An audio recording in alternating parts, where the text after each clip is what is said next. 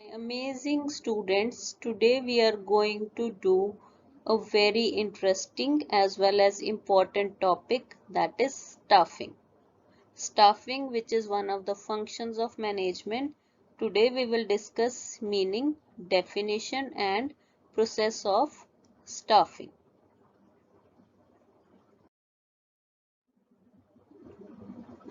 Staffing means manning and keeping manned the positions in the organization. Organising function में जो हमने positions create की थी उनके लिए ह्यूमन रिसोर्सेज फाइंड आउट करना, वहाँ पे पर्सन्स को लगाना and also keeping them manned. ये नहीं है कि आज हमने एक मैनेजर लगाया और कल वो चला गया, परसों नया आ जाएगा। So staffing is manning the positions and also keeping them manned.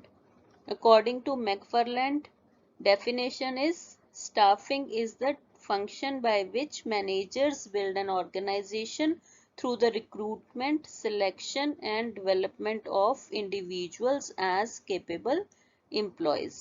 Staffing function में हम क्या include करेंगे?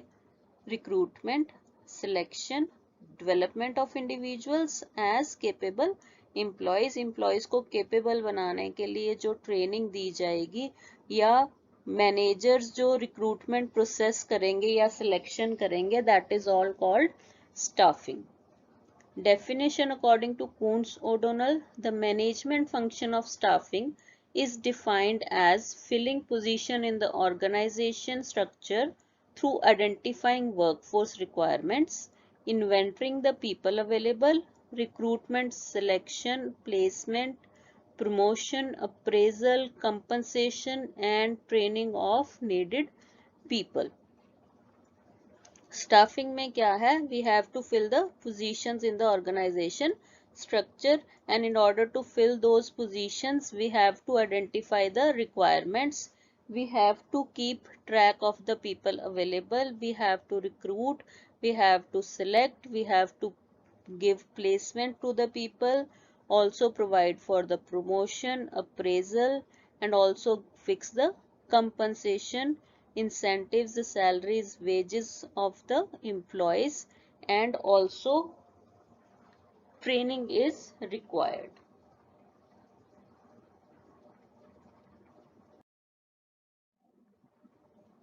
Now we will discuss process of staffing, which includes many steps. So we will discuss them one by one. First is manpower planning. सबसे पहला step क्या होगा कि हमने मैन पावर प्लानिंग करनी है, कितनी वर्कफोर्स हमें रिक्वायर्ड है उसकी सबकी प्लानिंग होगी।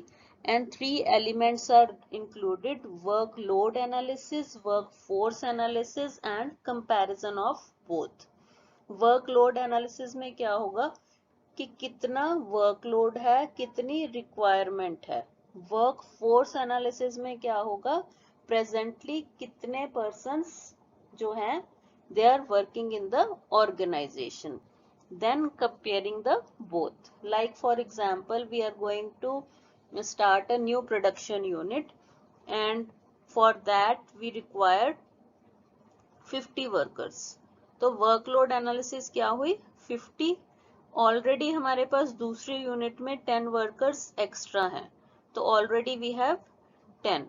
दोनों को कंपेयर करके हमें क्या पता लगा कि we need 40 workers for that new unit. So this is all manpower planning, planning about the positions, planning about the positions.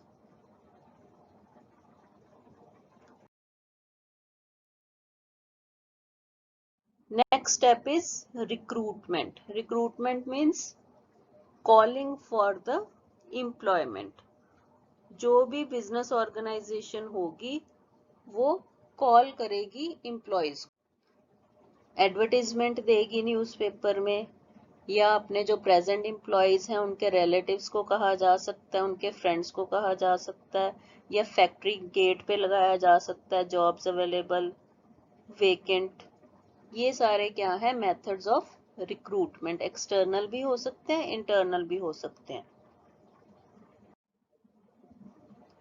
Selection, selection is selecting the best out of the available.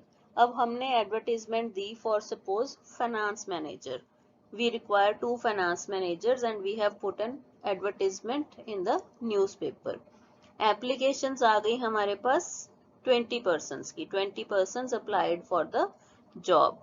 So we have to select the best ones for our organization, and in order to select the best ones, we can take the interview, we can organize a written test also, skill test also, we can compare the qualification, we can compare the experience, we can organize a group discussion. कुछ कोई भी वे हो सकती है जिसके through हमें best employees को select करना है।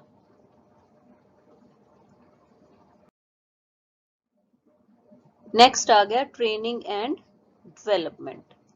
उसके बाद क्या होगा, जो एम्प्लॉयज हैं या न्यू एम्प्लॉयज हैं या प्रेजेंट एम्प्लॉयज हैं, उनकी टाइम टू टाइम ट्रेनिंग होगी so that they are developed, their skills are developed. जो उनकी स्किल्स हैं वो अपग्रेड करते रहना है। न्यू एम्प्लॉयज की भी ट्रेनिंग होगी और जो प्रेजेंट एम्प्लॉयज हैं उनकी भी ट्रेनिंग होती रहेगी, ताकि वो न्यू मेथड्स से जो जान पहचान उनकी हो जाए, उनकी स्किल्स जो हैं वो टाइम टू टाइम अपग्रेड होती रहें।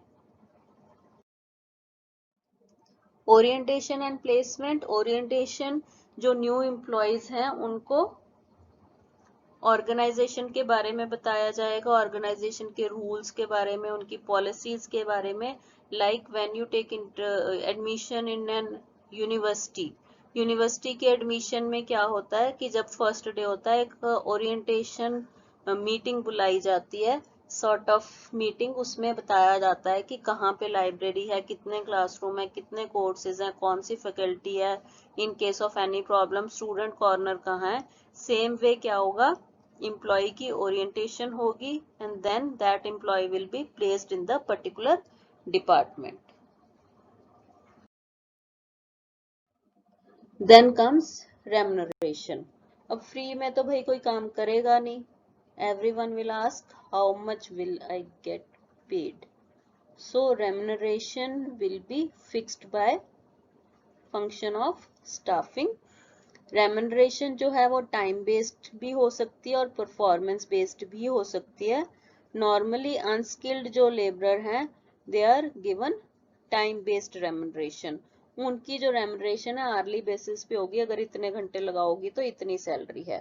परफॉर्मेंस बेस्ड हो सकती है when ever quality is demanded, या जो इंश्योरेंस एजेंट्स हैं या जो बैंक एम्प्लॉयज हैं, उनकी जो प्राइवेट बैंक एम्प्लॉयज हैं उनकी क्या हो सकती है, परफॉर्मेंस बेस्ड की इतनी सैलरी आपको मिलेगी बेसिक से 20,000 प्लस जितनी ज्यादा आप पॉलिसीज करोगे पर पॉलिसी के अकॉर्डिंग आपको सैलरी दी जाएगी। That is called performance based. एक है कि इतना टाइम लगाया तो आपको इतनी सैलरी मिलेगी।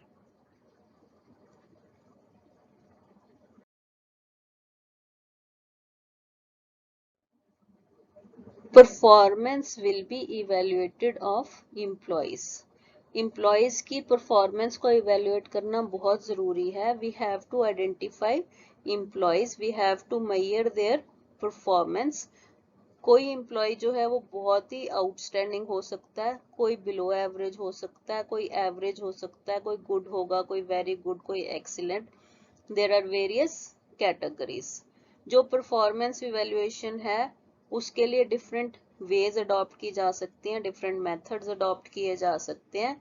और क्यों जरूरी है performance evaluation? Like a person is doing extraordinary work, तो जो मैनेजमेंट है उसे इंसेंटिव देने चाहिए उस पर्सन को, in order to retain that person, in order to motivate that person.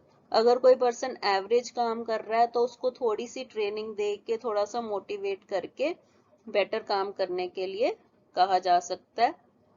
If a person is doing below average तो उसको पेनल्टी भी लगाई जा सकती है, उसकी टर्मिनेशन भी की जा सकती है, और डिपार्टमेंट में ऑल्सो भी चेंज हो सकता है कि वो उस डिपार्टमेंट के लिए फिट ना हो, दूसरे डिपार्टमेंट में वो बेटर काम कर सके।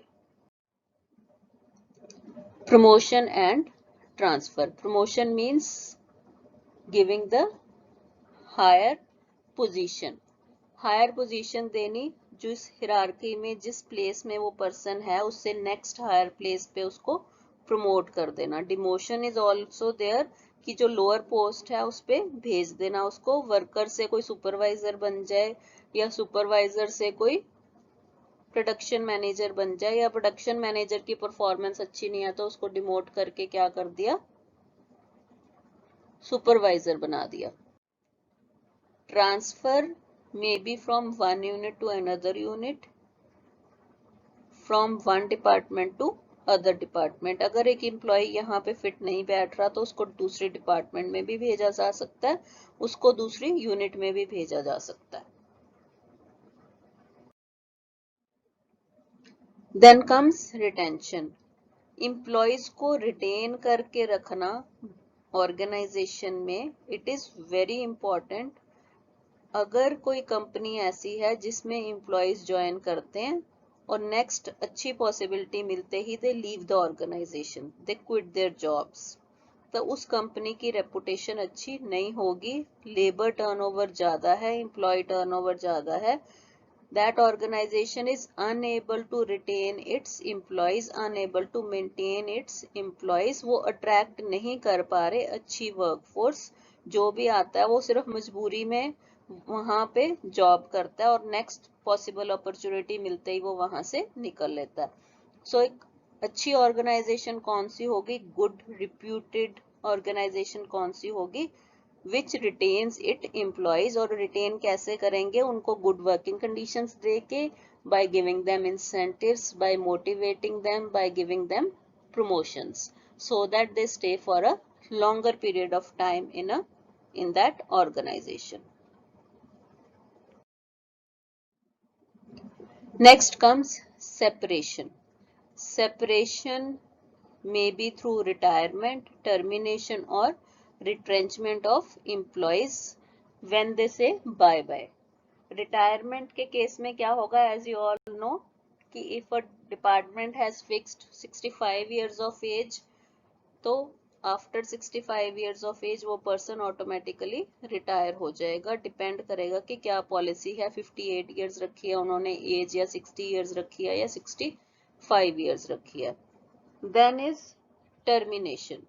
That person is terminated for poor performance. A person may be, a employee may be terminated for poor performance. Company ने उसको निकाल दिया जॉब से. रिट्रेंचमेंट ऑफ एम्प्लॉयज, छांटी करना, मीन्स कि जितने एम्प्लॉयज हमें रिक्वायर्ड हैं उससे ज्यादा एम्प्लॉयज हैं हमारे पास तो उसमें से हम रिट्रेंच कर देंगे. That's all for the process of staffing. And in the end, as usual,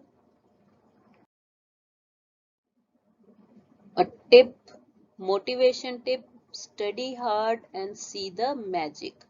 Really, you will feel the magic, you will see the magic of hard work. Thank you.